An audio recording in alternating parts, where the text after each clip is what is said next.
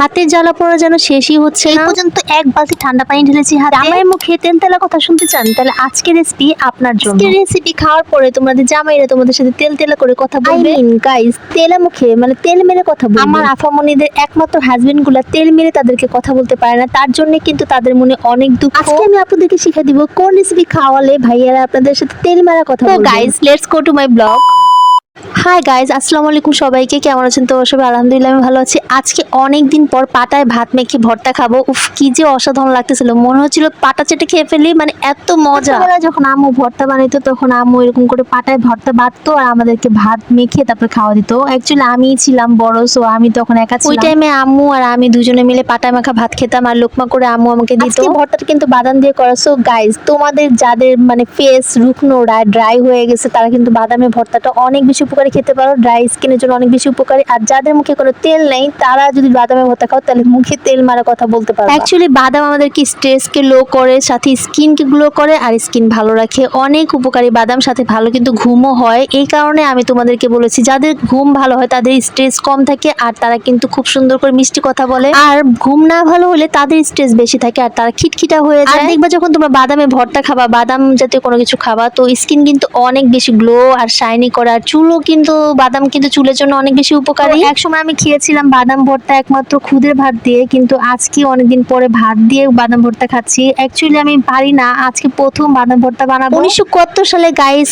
একটা আন্টির বাসায় আমি বাদাম ভর্তা দিয়ে খুদের ভাত দিয়ে ভাত খেয়েছিলাম, সেটা আমার মুখে এখনো লেগে আছে। আন্টিকে অনেক ধন্যবাদ, আল্লাহ আন্টিকে বাঁচায় রাখো। আসলে আন্টিটা অনেক সুন্দর সুন্দর ভর্তা বানাইতে পারে, অনেক বেশি মজা করে বানাইতে পারে। তো আমি তেমন একটা জানি না বাদাম ভর্তা কিভাবে বানাইতে হয়। সো বসের কাছ থেকে জেনে নিলাম, তারপর আমি বাদাম ভর্তা বানানো শুরু করলাম। সো তোমরা আবার বলবো বস আবার কে? সো আমার কোনো বস নাই, আমার ইউটিউব বস হচ্ছে গিয়ে আমার সবচেয়ে বড় মানে এক্সপেরিয়েন্স বস। অলমোস্ট টাইম আমি ইউটিউব বসের কাছ থেকে সবকিছু জানি আর তারপর সেটাতে এক্সপেরিমেন্ট করি। আমি আমার পাটাপুটাকে সুন্দর করে ধুয়ে নিচ্ছি, কারণ এটাতে অনেক দিন ভর্তা বানানো হয় না। আর এই যে পেঁয়াজ, কাঁচামরিচ আর রসুন ছিল এখানে, কিন্তু আমি এগুলো একটু একটু করে ভেজে নিচ্ছিলাম। তেলে ভাজতে হবে, অল্প একটু তেল দিয়ে তারপর হালকা করে ভেজে নিতে হবে। কিন্তু আমি ভাজতে ভাজতে এমন একটা অবস্থা হয়েছে, মানে একদম লাল বেশি হয়ে গেছিল, কড়া লাল। পেঁয়াজ কাঁচামরিচ ভাজতে গিয়ে একদম এত হাঁচি আসতেছিল, পুরো ঘর ধোয়া ধোয়া হয়ে গেছে। মানে আমি কি বলবো, সবসময় কিন্তু আম্মুই ভেজে দেয় আর আম্মু সব কাজ করে। ইদানিং শুধু আমার কাজ করতে হয় জাস্ট তোমাদের জন্য, মানে তোমাদের জন্য ব্লগ বানানোর জন্য আমাকে এখন কাজ করতে হয়। কি করব, কাজ না করে কোনো উপায় আছে? আমি তাহলে কি দেখাবো ব্লগ? গাইস, আমি একটু হাইজিন মেনটেন বেশি করি, একদম পরিষ্কার পরিচ্ছন্ন করে তারপর আমি এগুলোকে বাটতে বসেছি। আর বাদামগুলোকে আমি 10 থেকে 15 মিনিট ভিজিয়ে রেখেছি যাতে একটু নরম হয়ে যায়, কারণ ভাজা বাদাম ছিল। অলমোস্ট টাইম আমাদের বাসায় একটু ভাজা বাদাম থাকে, চাল ভাজার সাথে ভাজা বাদাম দিয়ে আমরা মজা করে খাই। অ্যাকচুয়ালি আমার বাসা অনেক বেশি পছন্দ করে, কিন্তু আসলে আমি তেমন একটা খাই, আমি শুধু বাদামটাই খাই। তো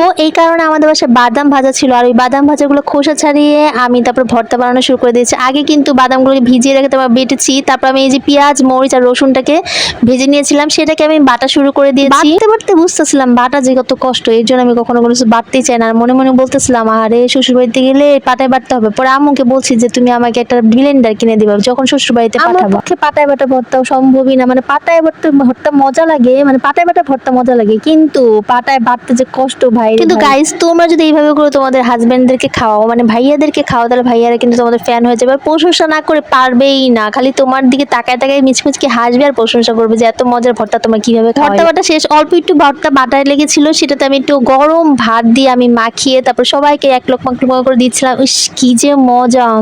আমার এখন আবার খেতে মন যাচ্ছে, লোল পড়তেছে। আমার লাস্টে যেটা হয়েছে, আমার হাত জ্বালা পড়া শুরু হয়ে গেছে। মানে আমি এত হাত জ্বলতেছিল, ঠান্ডা পানিতে অনেক কিছু বাড়াইছিলাম, তারপর জ্বালা পড়া কমতেছিল। সো গাইস, এত কষ্ট করে ভর্তা বাটা দেখাইছি, সো তোমরা প্লিজ প্লিজ প্লিজ একটা লাইক, কমেন্টস আর শেয়ার করে দিও। যারা ইউটিউব থেকে দেখতেছো এটা সাবস্ক্রাইব করে দিও। আর দেখো ফু দিতেছি, মানে তারপর জ্বালা কমতেছে না। আচ্ছা তোমরা একটু বললো তো জ্বালা পড়া কিভাবে কমানো যায়। Thanks for watching, tata.